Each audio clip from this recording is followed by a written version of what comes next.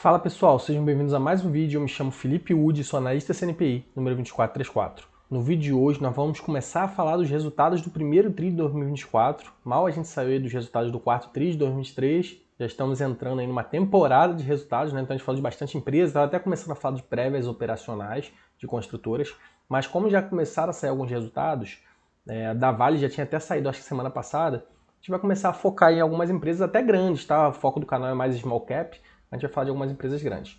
Sempre reforçando, tá, pessoal, que aqui na página principal do canal tem algumas playlists. Aqui tem a página inicial, tá, que tem vídeos, os últimos vídeos que a gente fez, ó, da Ambipar, da Blau. Resultados, aqui tem uma playlist de resultados mais antigos, quarto tri. A gente falava até vídeos até mais longos. Ó, essa Investor Day daqui é muito interessante para você acompanhar o modelo de negócio das empresas, ó, Santos Brasil, Intelbras e tal. Tem várias empresas aqui, empresas diferentes, tá? Clearseio, Vivara, Tegma, deixa eu ver mais o que aqui. Pão de Açúcar. Também tem empresa do exterior, né? A gente voltou a falar, mas a gente vem falando de uma maneira mais reduzida nas empresas do exterior, deram até algumas sugestões, mas como o canal não tem tanto alcance ainda, a gente vem focando mais no Brasil, né? Aí falando da Broadcom, AMC, Mondelez, Elastic, né? Construtora, a gente fala bastante, Investor Day 2023. Aqui vocês também conseguem buscar aqui na lupinha, tá? O nome da empresa, vocês botarem aqui, por exemplo, Ambipar, né? Que a gente tinha visto lá, AMBP3. Aparece todos os vídeos aqui que a gente falou da Ambipar, né? A gente acompanha há bastante tempo. Aqui também tem as playlists, né? Para vocês procurarem, essas playlists que a gente falou ali. Né? Então tem as playlists aqui tudo categorizadas, né?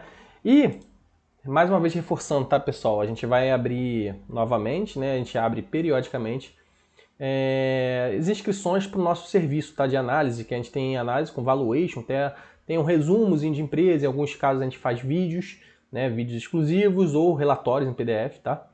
Indicação de ações, FIIs, FIAGs, estoques, REITs, ETFs. Aqui no canal a gente fala mais de ação, tá? Porque eu acho que tem um potencial muito maior, mas isso depende do perfil do investidor. Então, muita gente pede FII, FIAG, a gente tem lá análise, tem de algumas estoques diferentes. Aqui tem esse videozinho explicando como é que é a plataforma. Tem algumas imagens também falando, tá? A gente tem carteira recomendada, algumas carteiras até para trade, ó, alocação estratégica, carteira global. Aqui tem a análise de ativos, inclusive que ativos que os assinantes recomendam, não só que a gente acha interessante. E tem alguns cursos também, lives, enfim. Então vamos lá falar do Santander. Primeiro resultado aí que a gente vai pegar para falar hoje. Lembrando que isso aqui é uma apresentação de resultados, tá? Então, não reflete exatamente as demonstrações contábeis da companhia. Na apresentação de resultados, as empresas tentam colocar da melhor maneira, tá? Que se encaixam para uma apresentação. A Santander estava sofrendo muito, assim como o Bradesco, mas o Bradesco é o que via pior, tá? A gente vê que a margem financeira dele já melhorou bastante, ó. Então a margem financeira, basicamente, é o que sobra de lucro aí, utilizando o dinheiro que fica parado em conta dos clientes ou taxas, enfim.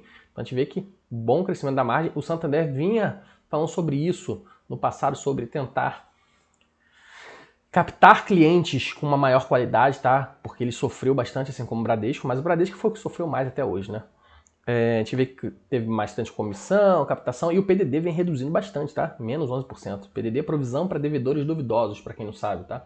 Isso daqui, muitas vezes, impacta demais no resultado financeiro dos bancos, mas se o banco faz um bom trabalho, ele consegue cancelar essa provisão, tá? Porque isso é uma provisão, não necessariamente é algo que impactou já, mas por conta do princípio da prudência, da contabilidade, se tiver uma possibilidade de ter um calote aqui de alguns credores, né, de alguns devedores, acaba que eles têm que provisionar. Mas se eles conseguirem melhorar, que é o que foi feito aqui, essa provisão volta de uma maneira positiva na DRE, tá? Eles estão expandindo a carteira de crédito, a gente vê que o lucro deles expandiu bastante, o lucro líquido e tal. Estamos evoluindo aqui na questão das lojas, né? Muito banco está fazendo isso também, focando em algumas regiões específicas, fechando algumas agências que não são tão boas, enfim. Aqui foco no cliente, né? Então a gente bota aqui alguma coisa, alguns clientes que eles têm um foco maior, por conta de folha de pagamento, o Santander, os bancos, todos os bancões, né? Eu acho que os bancões são muito fortes nisso, né? Tanto o Banco do Brasil, o Bradesco, Santander. Eu acho que Itaú nem tanto, mas tem essa questão de folha de pagamento de empresa pública, enfim. A gente vê que eles tem bastante gente, cliente, eles chamam de cliente vincular, que são clientes aí que têm uma estabilidade, uma consolidação maior, né? Então crescer um pouquinho aqui, porque vai de acordo com o número dos funcionários que vão entrando em determinado lugar. O NPS deles não é bom, né? A gente vê que melhorou. Os bancos em geral não têm NPS bons, né? Que seria a nota de qualidade aí. Então aqui eles falam, né? No digital, em geral, a gente vê que melhorou bastante. Tem algumas segmentações aqui, ó, Santander Select, investimentos, negócios estratégicos, rendas macias, enfim. A gente vê que cresceu bastante o número de clientes totais, tá? Ano contra ano, 71%. No trimestre, 5%. O NPS ainda bem fraquinho, mas melhorou. A gente vê que bastante gente entrando aqui para investir, né? Clientes investidores, captação líquida. Mas o que vale mais, o que impacta mais nos bancos é a questão do PDD, a questão da margem financeira, né? Impacta bastante. Esse segmento aqui de investidores, de investimentos, enfim, cadê? Negócios estratégicos, talvez Santander Select tenha algumas taxinhas ali, não são o principal. Então, o principal do banco é ganhar com uma margem financeira, né? O spread entre o dinheiro depositado e o quanto eles vão rentabilizar nesse dinheiro. Mas isso daqui são segmentos aí que vão melhorando, né? Dando um pouquinho mais de rentabilidade para o banco, de lucratividade também. A gente vê que eles estão captando maior, ó, mais, né? O primeiro tri vem melhorando, né? Ao longo do ano. Carteira de crédito subiu bastante, tá frente a 2022, né? Que é 2022. Carteira de crédito Select representa 27% da carteira de varejo. Tá aqui embaixo, tá? 27% da carteira de varejo. A gente vê que expandiu bastante. Isso daqui, 2022, 2023, 2022, março de 2023, aí eles botaram dezembro também, agora março de 2024. Então a gente vem conseguindo ganhar a carteira de crédito.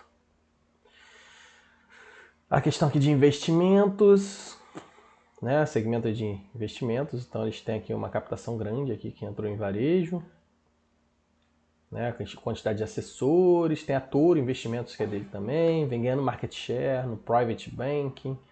Então eles vêm conseguindo expandir, mas a gente vê ó, a captação de assessores aqui, 3,7 milhões, pouquinho, tá frente a uma receita de bilhões do banco. Ó. Captação aqui no varejo total, sim, 7,2 bilhões. E a quantidade de ativos sob custódia aqui da Toro também ó, tem um valor grande, 19,7 bi. Melhor Private Bank internacional do Brasil. Segundo ano consecutivo. A questão do cartão de crédito também pode impactar bastante até na questão do PDD. Então a gente vê que a faturamento de crédito aqui crescendo, aumento da base de cliente, ó, tava muito baixo, ó. Tava reduzindo, todo trimestre caindo pra caramba, e voltou a subir agora no primeiro tri. Então a gente já vê que já é um sinal positivo, tá? Crescimento aqui dos cartões emitidos, né? Carteira de crédito subindo, a gente já viu bastante. E aqui a questão do NPL, a gente vê que o NPL deles, né, que seria o índice de inadimplência para 90 dias, parece que o do Santander está um pouquinho pior, né, que o sistema financeiro nacional.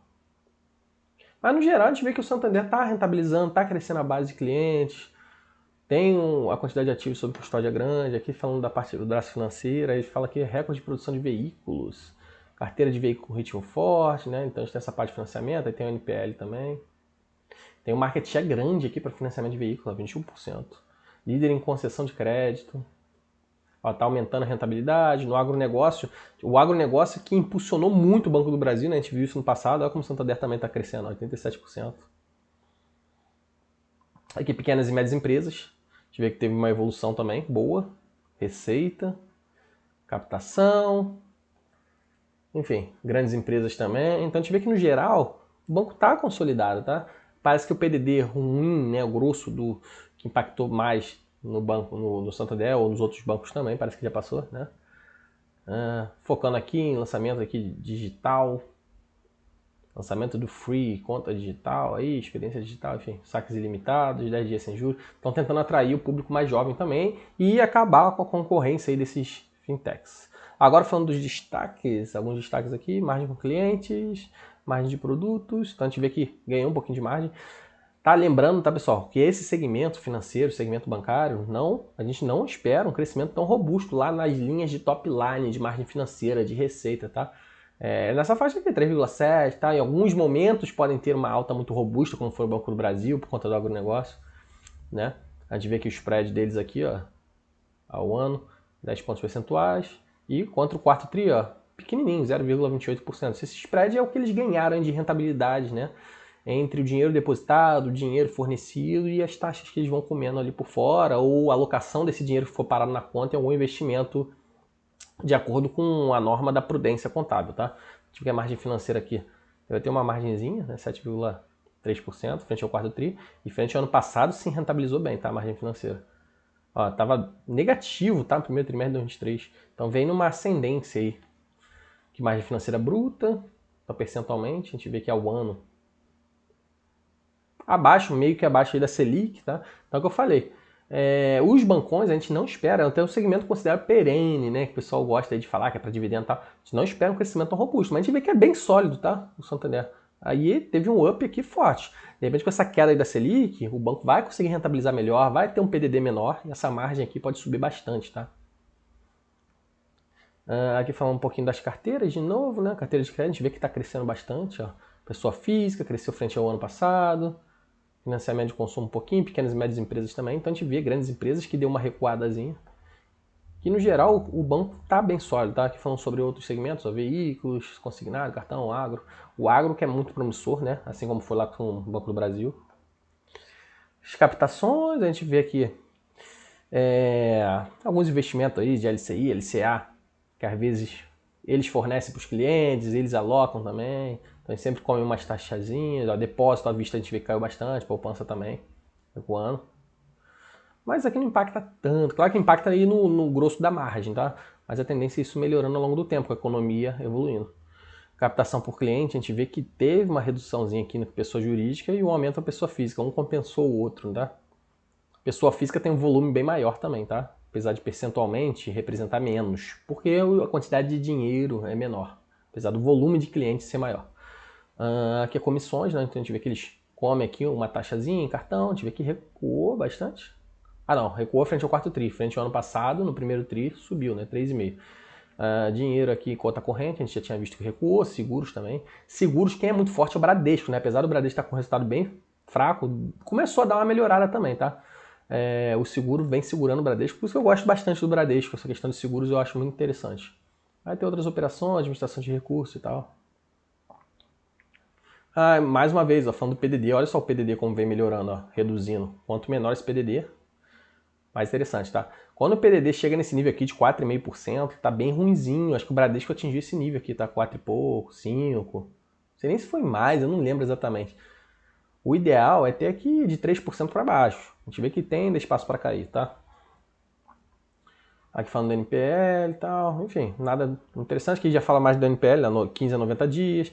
Superior a 90 dias é o mais interessante. Então a gente vê que pessoa jurídica tem um NPL menor, é natural, tá? O varejo tem um NPL maior. Esse NPL também é interessante não passar de 3%. A gente vê que ainda está no nível acima. Eu tinha falado aqui do PDD, né? Na verdade, foi o PDD que o Bradesco estava com um nível alto assim, não. Era o NPL. O NPL do Bradesco estava acima de 5%. Tá? Então, a gente vê que pessoa física está com NPL ruimzinho também. Mas a gente vê que está numa descendência, ó, de 15 a 90 dias. Ó. Pessoa jurídica que teve um leve aumento. Enfim. Nada é muito crítico. A gente vê que está dando sinais de melhora, tá?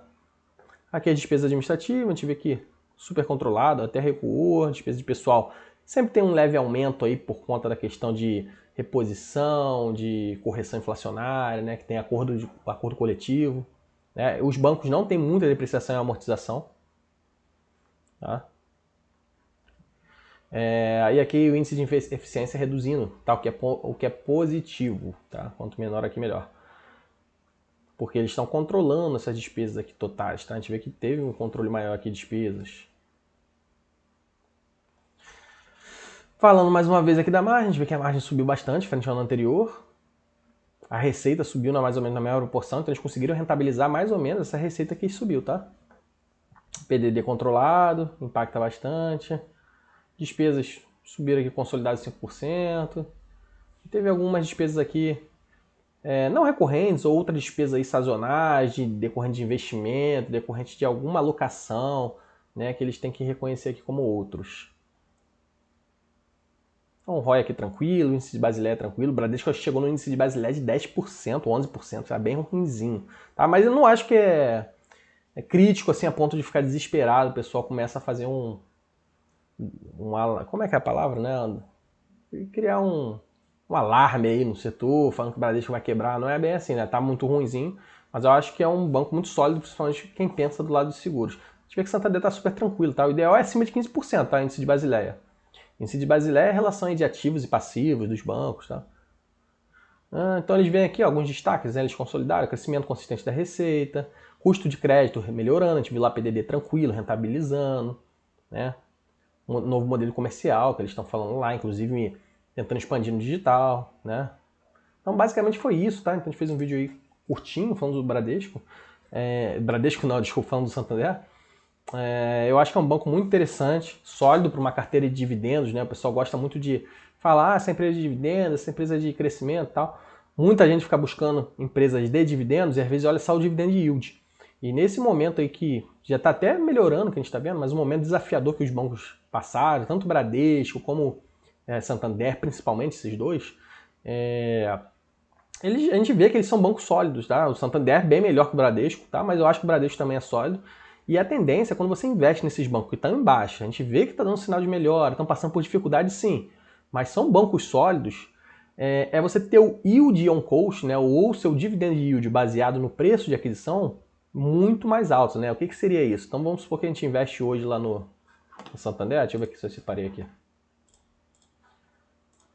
Ó, Santander, com um dividend yield de 2,5%. Aí o pessoal pode falar assim, pô, tá pagando só 2,5%, melhor investir na Selic. Só que se você compra o Santander hoje e ele começa a rentabilizar, ter uma melhora aí na captação de crédito, ter uma redução do PDD, o lucro dele vai subir cada vez mais, tá? Porque ele vai ter menor PDD, vai ter um crescimento da receita, vai ter uma melhor rentabilidade, vai sobrar mais dinheiro lá embaixo. E aí, eles vão distribuir mais dividendos, tá? Então, se você compra hoje 28 e ele distribui dividendo aí proporcionalmente em relação a esse valor de aquisição, R$ 28,90, e ele começa a subir e volta aqui para um patamar, sei lá, de 40, o teu dividend yield vai ser baseado nesse preço de R$ 28,90, não vai ser baseado no preço de 40. E aí, com o lucro crescendo, o teu dividend yield vai chegar lá nos 10%, 8%, tá? Isso acontece recorrentemente, tá?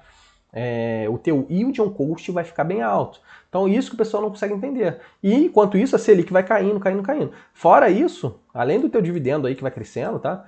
A valorização da empresa, né? Porque o Santander não é uma empresa assim que a gente entende que vai ter uma valorização expressiva, como a gente falou. Segmento bancário, a gente não espera uma valorização expressiva, é um segmento perene, segmento mais estável. Mas a gente vê que é um banco aí que está sofrendo por conta dessas dificuldades econômicas, tá? Então a tendência é voltar para o patamar, tá? De 40, 30 e pouco, 37, 38, tá? Já até quanto que ele foi no passado, já foi mais que isso? Nessa faixa aqui mesmo, né? 40 e pouco, 50 de repente, tá? Até porque o passado não representa o futuro, tá? Então, se um banco dava o lucro de 10 bilhões no passado, a tendência é ele ir reajustando a inflação, tendo um spread em cima desse lucro aí, e ele tem um lucro muito superior ao passado, e isso daí vai refletir na cotação, que no passado era 50, fica 70, 60, tá? Por isso que as empresas vão subindo. Então você, além do dividendo, você também vai ter uma valorização na ação, tá? Em um segmento perene, um segmento constante, tá? Por isso que eu acho o Santander muito interessante, tá? Assim como o Bradesco, tá? Apesar do Bradesco estar uma dificuldade muito grande, numa carteira diversificada acho que cabe bem. Pessoal, pelo vídeo de hoje foi isso, espero que eu possa ter contribuído. Mais uma vez reforçando, tá? Se vocês tiverem interesse no nosso serviço de análise, ó, com análise, valuation, carteiras recomendadas de dividendos, small caps, FIIs, carteira global, tem ativos aí do exterior e carteira para trade, além de análise de vários ativos, está separado, nem todos os ativos estão nas carteiras, enfim, cursos. É só clicar aí no link na descrição do vídeo, tem o link, e esperamos você lá, tá? Forte abraço a todos.